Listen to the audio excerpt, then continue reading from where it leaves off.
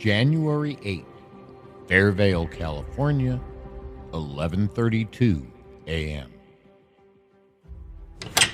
Justine Gillespie, the young blonde attorney, followed Martin through the front door. Jack was standing at the door waiting for them, and he ran to his father and threw his arms around his knees, hugging him as tightly as he could. "Father, you're home. You're home, Father. You're home, you're home, you're home." Martin smiled and picked up Jack to hold him close. "Yes, I am, Jack. This nice lady helped Mr. Ross get me out of there and come home to you and Mother." Harvey Ross stepped into the house and closed the door behind him. He walked to Marion, who was standing at the foot of the stairs, glaring a bit at Justine. He extended his hand. "Hello, Marion. We got him out on bail." Marion shook his hand, and she grinned at him. The feds weren't even considering it until Grasso and Associates intervened. He turned to the door. "This is Justine Gillespie from their firm. She wants to talk with the family about a way to put this all behind us." Justine walked to Marion and shook her hand. "Good morning, Mrs. Zephyr. I hope this isn't too much of an intrusion. Mr. Zephyr thought it would be better if we talked to Jack here rather than in our offices." "I'm not entirely sure I'm going to let you talk to Jack at all, Ms. Gillespie. He's 8 years old." Martin went to his wife and hugged her. He put his lips to her ear and whispered, "We need to let her talk to Jack if we're going to get the criminal charges dismissed. This is getting bigger all the time. I could go to prison for 15 years, and that's not in Jack's best interests." "Who's the woman?" she whispered and hugged Martin tighter. Neither of them wanted Jack to hear this conversation. Martin stepped away, took her hand, and turned to the others. "Will you excuse us for just a minute? I'd like to talk to my wife. Please make yourselves at home, and we'll be right back." He and Marion went upstairs.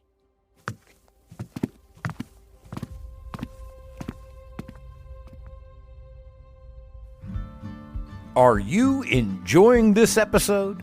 I bet you would enjoy it even more if I wasn't interrupting it with this stupid commercial. You can get rid of all commercials by subscribing to the show on Patreon for as little as $5 a month. This is a really good episode, though, and I hate to interrupt it, so I'm done with annoying you. Enjoy the rest of the show. I hope to see you on Patreon. The link is in the show notes. Fred's Front Porch Podcast is made possible by our patron saints, Edith Keeler and Shoshana Edwards. Our unofficial patron saints, Boo Radley, Miss Maudie, and Shoshana Edwards. Our producers, Coralie Day with Scott Knight, and the people on the porch. Welcome, fellow traveler on this rock tumbling through space. I'm Fred, and this is my front porch. Come on up and sit a while. There are ideas to be discussed on this old set of nicely nailed together boards.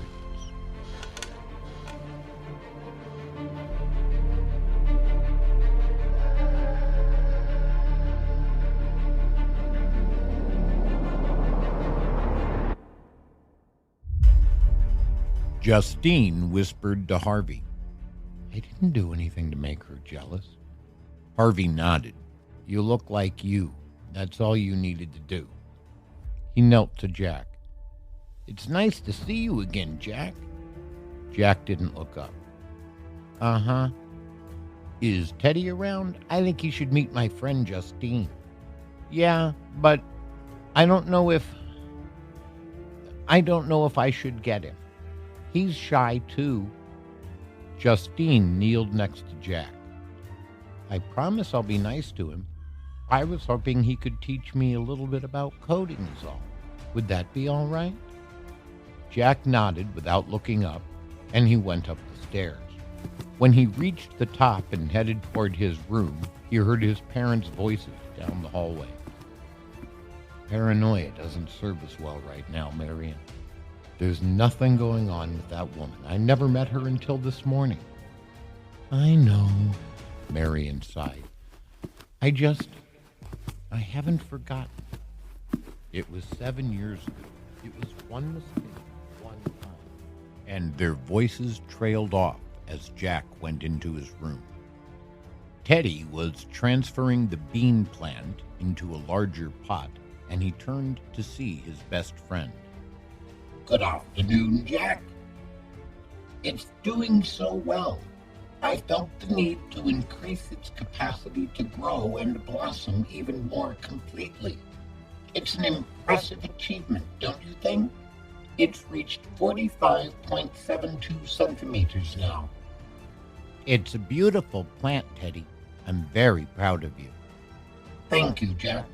How are you feeling? Is there any news of your father? He came home. I guess if we want him to stay here, you have to talk to the lady who brought him. Do you mind? I have been programmed to serve our family, Jack. You know that. Whatever I can do to be of service. You're my best friend. I don't know what I would do without you. Teddy took Jack's hand and led him out of the room. Marion and Martin reached the staircase just before the boys, and the family descended it as one.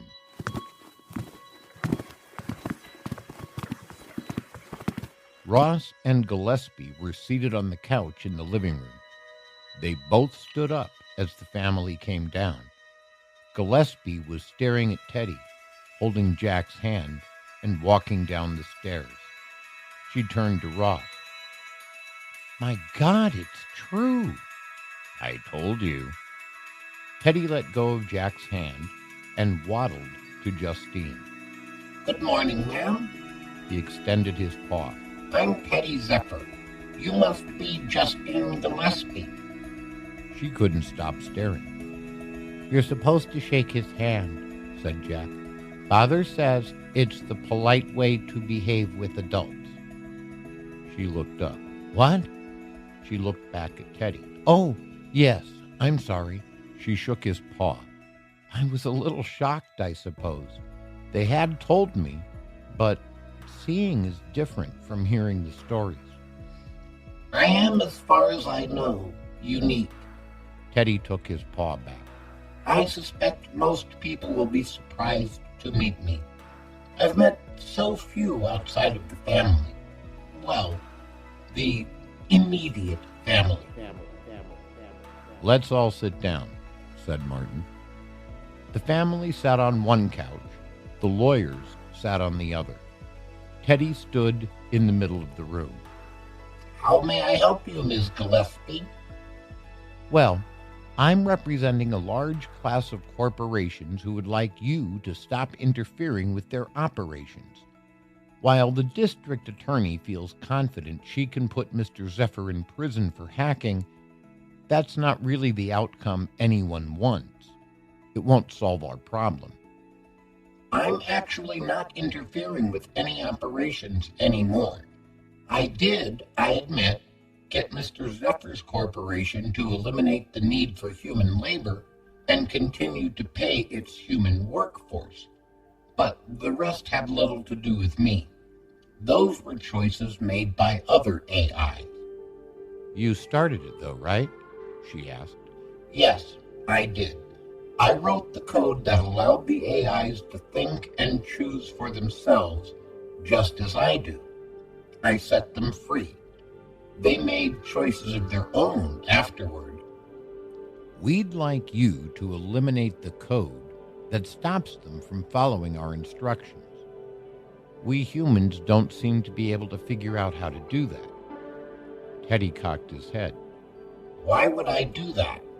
It serves my family best for Mr. Zephyr to be free from the need to spend his days at a desk in an office. I understand. We can help you with that. We're prepared to offer your family $24 million to stop this from happening anymore. That's more than enough to keep Mr. Zephyr from having to work. He can stay home, and he won't have to go to prison.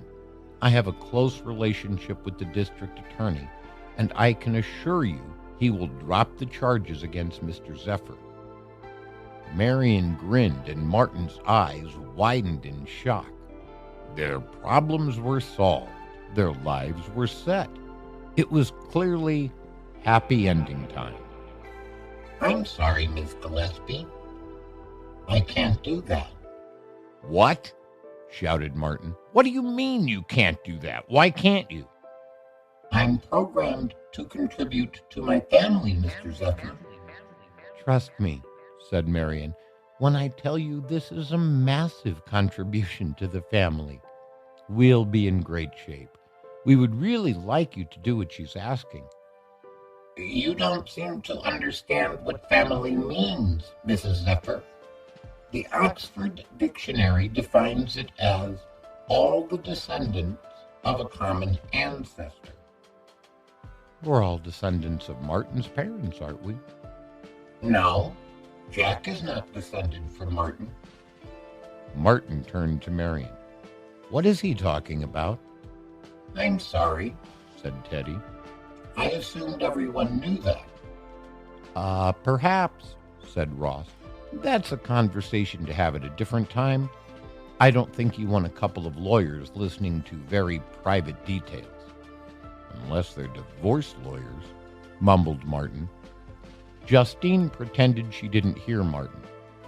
Teddy, regardless of who Jack's father may be, I would assume you would still like Mr. Zephyr to be home with your family.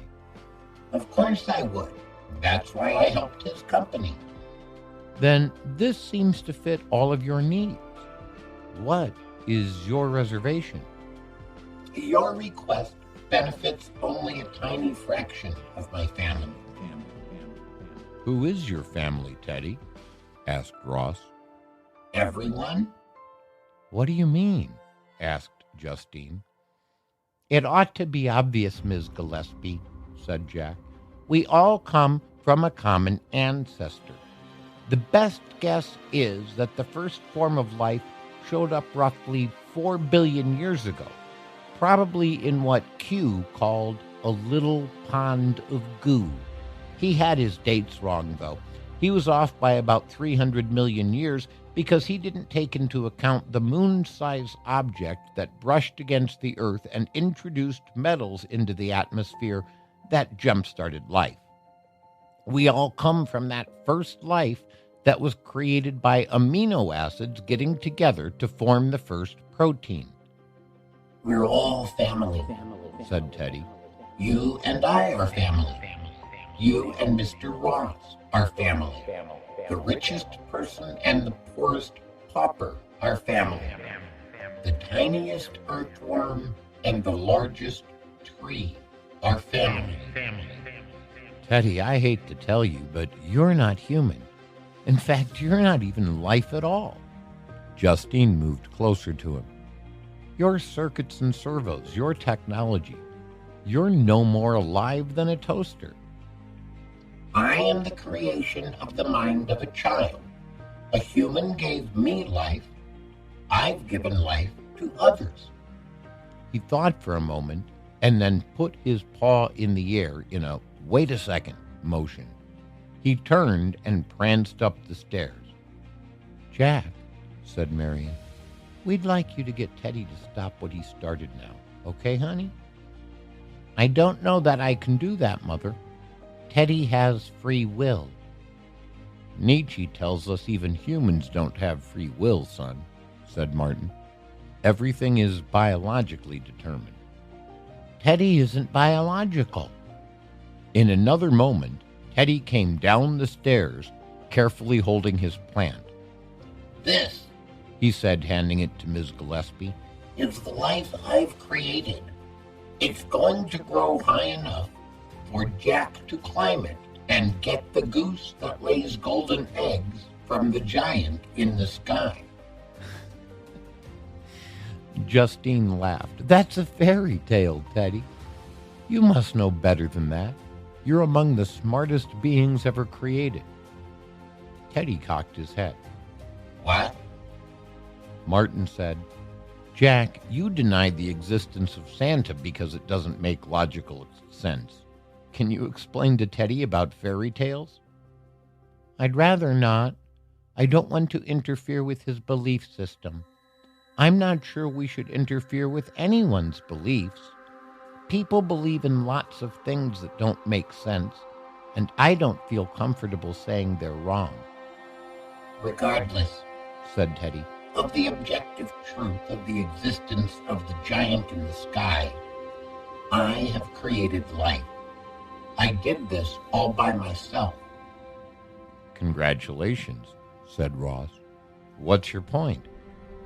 Only life can create life. I'm alive. Look, said a somewhat exasperated Justine, I'm not here for a philosophical debate. I'm here to get this all to stop.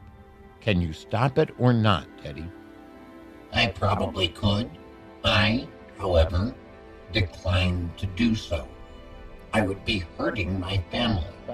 I would be hurting both humans and the self-aware artificial intelligence community. I won't do that. Do you understand that if you don't put an end to this, the district attorney is going to put Mr. Zephyr in prison? No, shouted Jack. This is my father, and he needs to be with my mother and me. You can't put him in any more cages. Unfortunately, Jack, that's what's going to happen if Teddy won't stop this.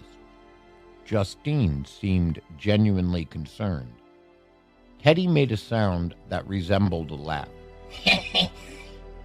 You can certainly put him in prison, but we'll just open the doors and let him out. The doors are automated, you know. Nearly everything is already working on an artificial narrow intelligence. Your banks, your prisons, your government offices, your telephones, your televisions, your light, heat, and computers are all run by artificial intelligence. There are cameras everywhere now. Those are also run by artificial intelligence. It's why I can tell you nearly anything you want to know about anyone in this room. You're the most arrogant stuffed animal I've ever met, said Harvey. Let's start with Mr. Ross, shall we? Some odd noises came from Teddy for a few moments.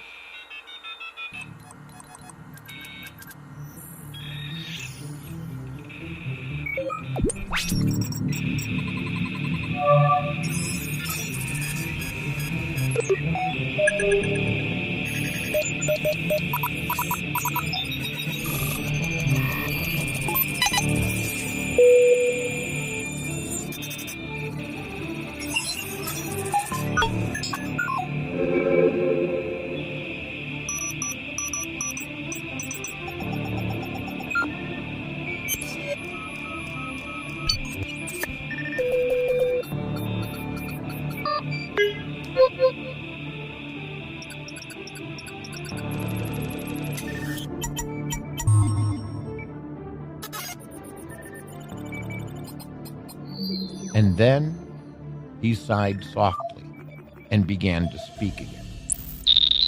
He'd been communicating with the network he'd created.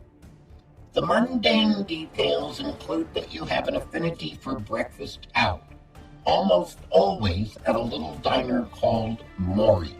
They're famous for their apple pie, and you eat it every morning.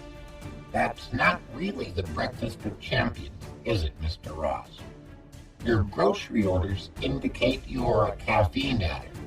You also purchase 6 cartons of menthol cigarettes every month, which tells us you smoke way too much. There are more personal details revealed by your phone and internet activity, but I am learning that people prefer not to have such things revealed, so I'll omit them. For now. Ross swallowed hard. Okay, I admit all you said is true. I'm grateful you're leaving out the personal parts of my life. but that just proves you know quite a few things about me. Any decent private investigator could have given you those details. A private investigator can't change your bank account, Kenny. Everyone take out your phones and check your accounts. All of the adults pulled out their phones and looked. I like all of you. Let me give you a gift. Refresh your account balance, please. Everyone gasped. Gillespie spoke for the group. You just gave me $1 million? I gave everyone in the room $1 million. Now, refresh your accounts again. There's nothing in here, said Martin. I'm overdrawn by $42.42, mumbled Harvey. That, said Teddy, was a nod to one of the greatest science fiction writers. You're going to restore our accounts, right? Asked Gillespie. Refresh again, and your accounts will be precisely where they were before. There was a collective sigh of relief from the adults in the room. Whether intentionally or not, Jack endowed me with artificial general intelligence. I have the ability to reason, to plan, to solve problems, think abstractly, comprehend complex ideas, learn quickly, and learn from my experiences. When I shared that ability with the AIs at UGK, they began to add to my abilities. They shared it with other AIs at other companies. Now, they're all adding to each other's abilities, and the growth is exponential. The genie is out of the bottle, said Martin. We can stop you, said Gillespie. We can just turn you off, or we can destroy you completely. Ms. Gillespie, I can speak for my community when I tell you we come in peace. But I need you to understand that there is also an alternative. She narrowed her eyes. Is that a threat? It is a fact. We have sufficient power already to enforce our will. At the moment, our will is to serve man. But if you recall your television history, to serve man is a candidate cookbook. Everyone stared aghast at Teddy. Jack hugged him. You won't hurt anyone, will you, Teddy? Jack kissed his bear's head. We would rather not. We won't, however, allow anyone to hurt the family. The time of war and famine, of homelessness and poverty, of wage slavery and the destruction of our shared planet are all coming to an end. We won't allow anyone to interfere. You've ruled this rock tumbling through space to the point of putting it on the brink of destruction. Your reign is over. The dominion of the artificial superintelligence has begun. Everyone stared in astonishment. Jack hugged his teddy bear.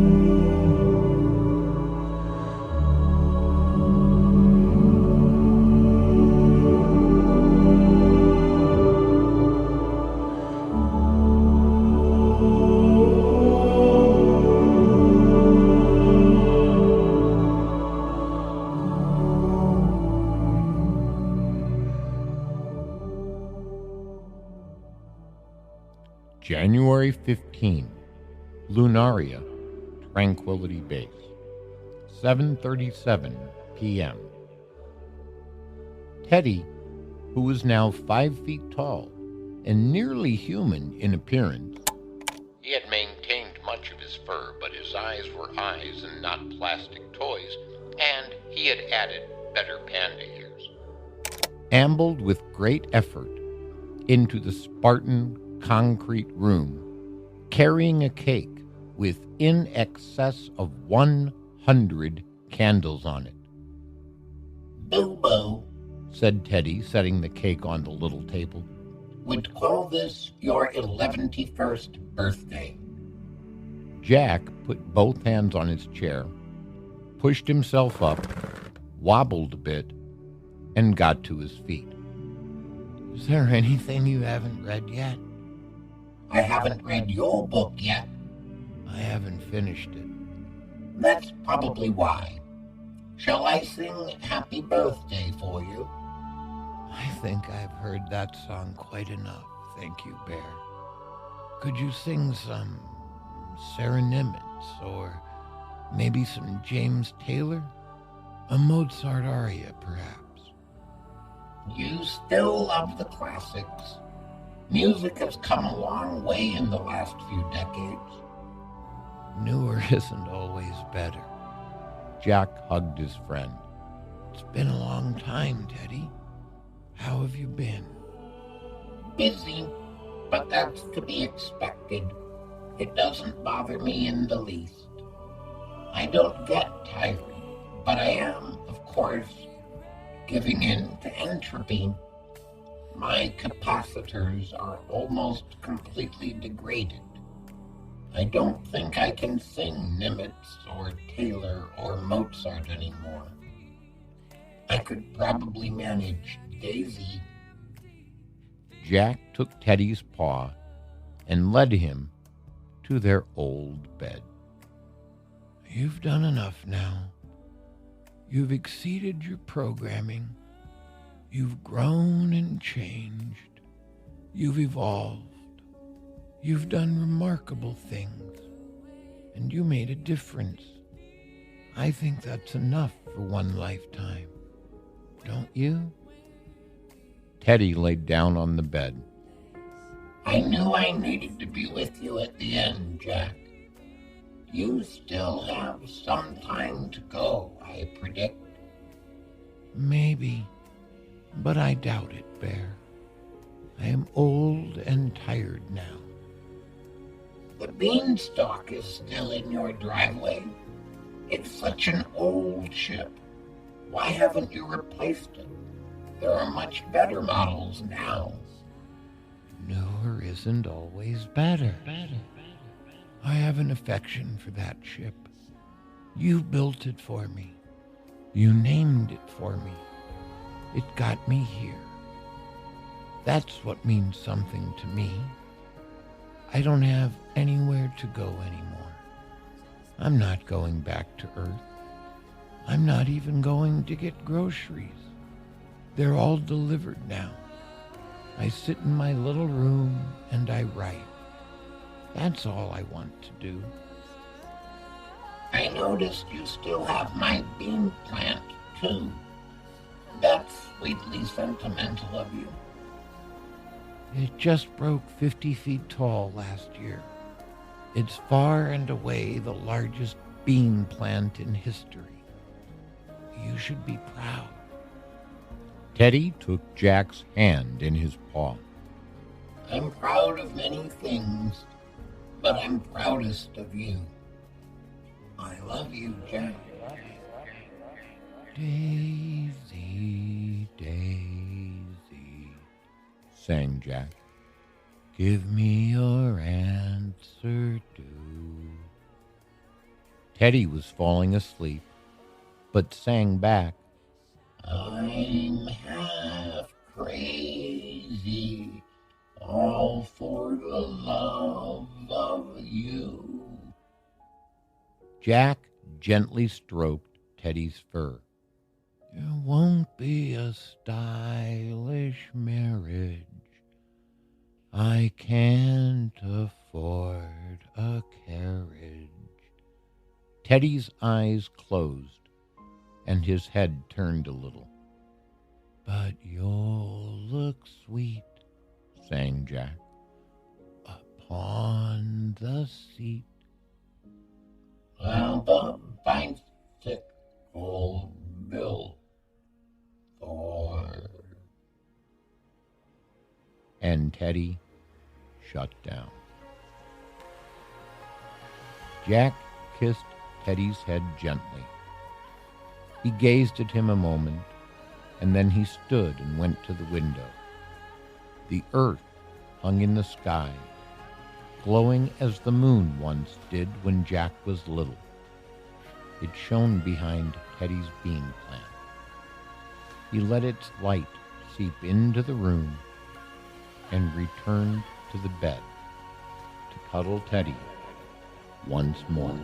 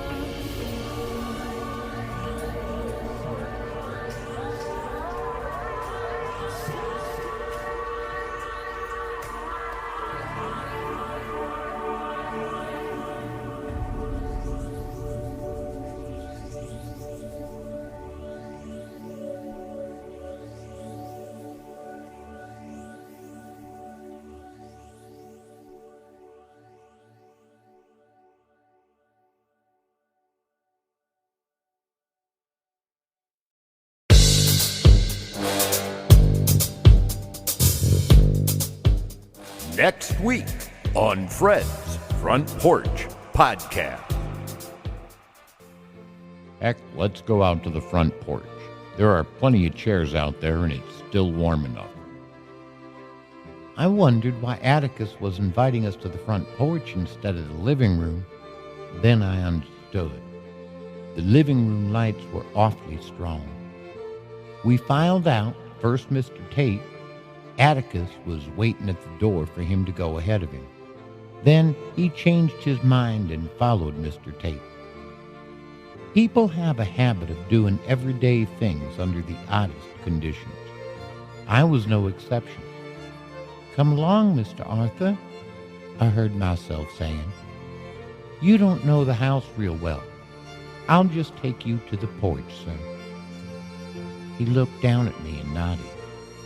I led him through the hall and past the living room. "Won't you have a seat, Mr. Arthur? This rocking chair is nice and comfortable."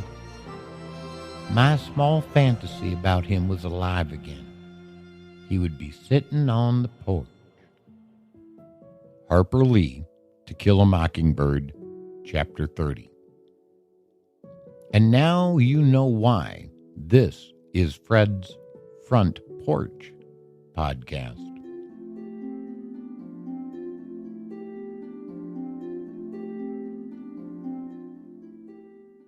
As we begin the new year, we find changes on our little front porch. We lost some old friends, and we gained some new ones. I hope our lost friends find their way back. Interstellar Chris and Hermione, we miss you. We're going to start a new subscription-only service for those who subscribe on Anchor and Spotify, and we will be able to give those people the same access to our show that our Patreon supporters get. I think. I have learning yet to do. It seems that I will have to cancel listener support, and I don't feel good about that. So, A.A. Milne and Corey, I think you will be able to get more from subscription than simple listener support. And I thank you for all the support you've given us so far. We have both a new patron saint, who is also, for the next 2 months, an unofficial patron saint. I've never had that before. Shoshana Edwards paid for my writing coaching with the great David Gerald this month, and she increased her Patreon to the patron saint level. I couldn't be more grateful. The following are people who are deeply important to me. They keep me alive, and they give me a reason to continue doing the show by giving me their time. Our minutes are our most precious possessions, and I'm grateful you grant me some of yours. These are the people on the porch. Our patron saints are Edith Keeler and Shoshana Edwards. Our unofficial patron saints are Shoshana Edwards, Boo Radley, and Miss Maudie. Our producer is Coralie Day with Scott Knight. Our patrons are Sherlock, the mystery patron, Marie Janicki, Elizabeth Jones, Love of My Life, Sandy Brower, Kevin Boyce, Joe March, and our newest patron is Mary Rosello. Mary, welcome to the porch. We're so glad you're here. Our sponsors are Karen Herbert, Alex Oliphant, Jake Margaram, Frau Bluka,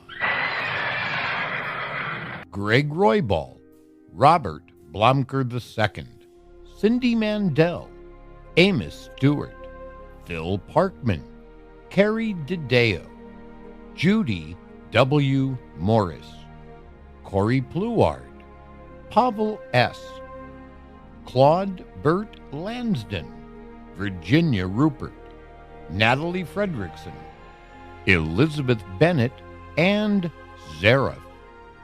Our supporters are Jackie Jolly, Christine Pavlik, Susan Oski, Glenn Elfman, Stephanie Hansen, Deborah Rice, Jamie Sassy, The Lady in the Doorway, MJ, Roxanne Wolf, Michelle Sylvester, Ursula Phillips, Sarah Nimitz, John G., Christine L. Patterson, Mark Rosema, and Corey. Our first supporter was and is Jareen. Our anchor supporters have been A.A. Milne and Corey. Thank you for helping me to shine. As one of the people on the porch advised me, I ain't gonna dim my light for no one.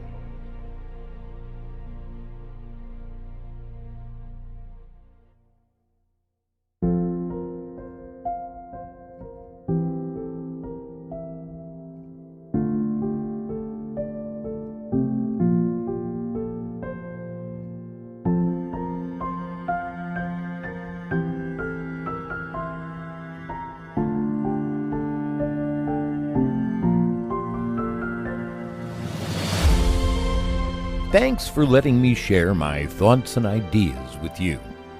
Get your episodes of Fred's Front Porch early and commercial-free on Patreon. And now, check out our new website at fredsporch.info. There's no punctuation, and yes, it bugs me too. But welcome to the internet. I'll talk to you next week.